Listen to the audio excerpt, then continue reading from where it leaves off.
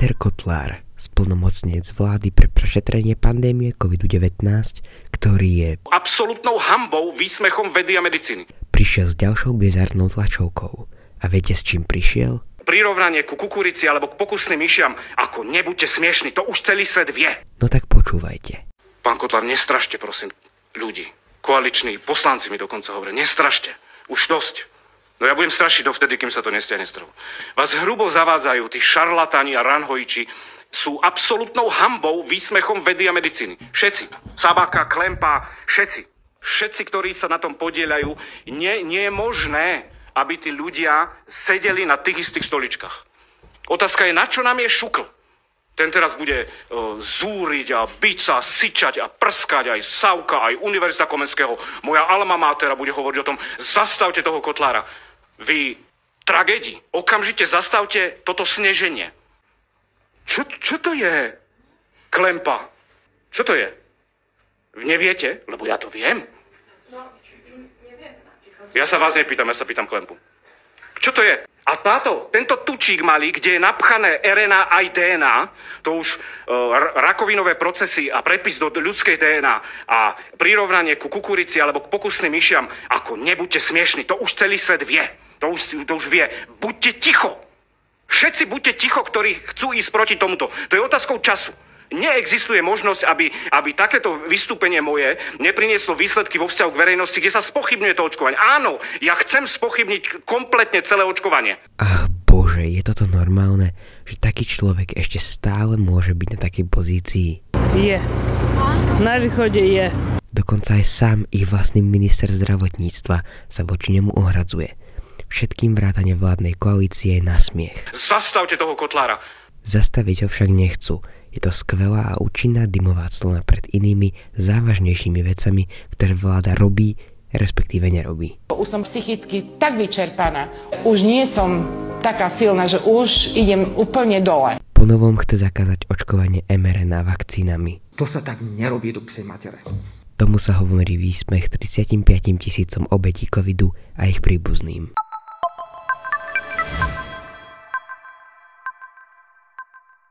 Vláda a parlament schválili covidovú amnestiu.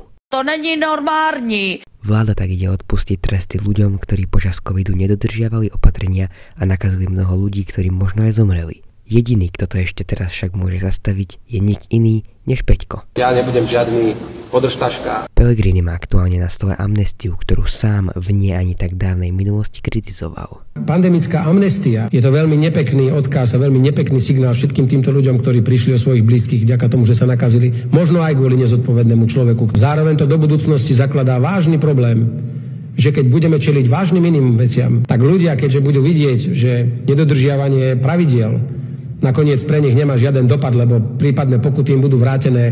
Nemyslím si, že to je z tohto pohľadu správne rozhodnutie. Zakladáme si na nedobrú budúcnosť v prípade riešenia krízových situácií a preto veľmi pozorne budem sledovať, či vôbec nakoniec takýto zákon príde a či vôbec má miesto tejto spoločnosti a že či toto je spôsob, ako sa vysporiadať. Ja by som skôr odporúčal vláde, aby splnomocnenec pre COVID tu neprichádzal s fantasmagóriami. Sme tak veľmi zvedaví, ako sa k tomuto pán prezident zachová. Lebo veď vieme, ako dopadli v minulosti jeho vyhlásenia. Ja som sa ľudsky a mentálne rozišiel so stranou Smer aj s ním osobne.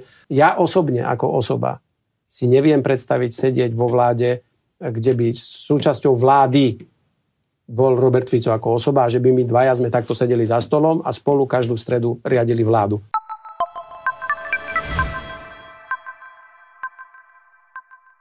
Americký prezident Trump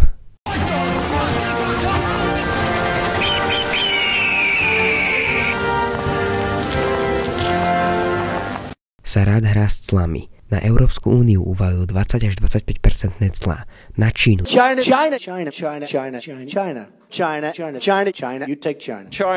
China. I love them. China. Dokonca 104%, ktoré však hneď zvýšil na 125. A není to málo, Antone Pavloviči? Clá dokonca uvalil aj na ostrov Tučniakov či McDonaldový ostrov. Ako sa budú chudáci tučniaci brániť? Tak prvýkrát som v kúte. Neviem to veľmi vymodelovať, namodelovať, možno aj preto, že nepremýšľam negatívne, negativisticky.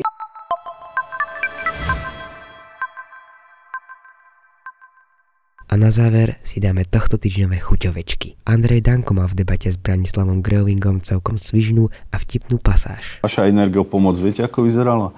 Že pán Sulík rozdrbal, doslova rozfrckal 3 miliardy eur. Gröhling, teší ma. Ja hovorím o opatreniach Sasky a hovorím aj o veciach, za ktoré vy nemôžete, uznávam. Prepitie peňazí v Dubaji je príkladom šafárenia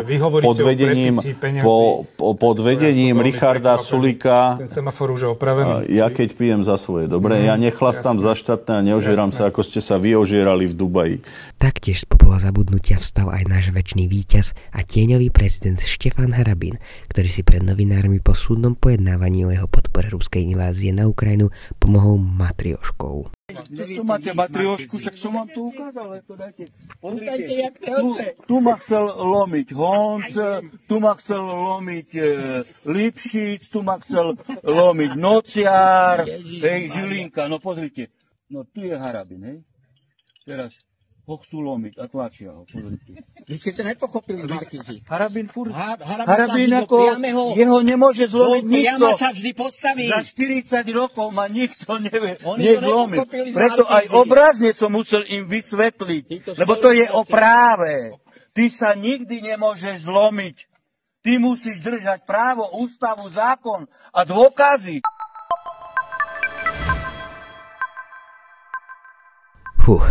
To bude z tohto šialeného týždňa plného udalostí, nad ktorými sa rozum pozastavuje všetko. Ďakujem vám za vypočutie a počujeme sa pri ďalších minútach zase o týždeň.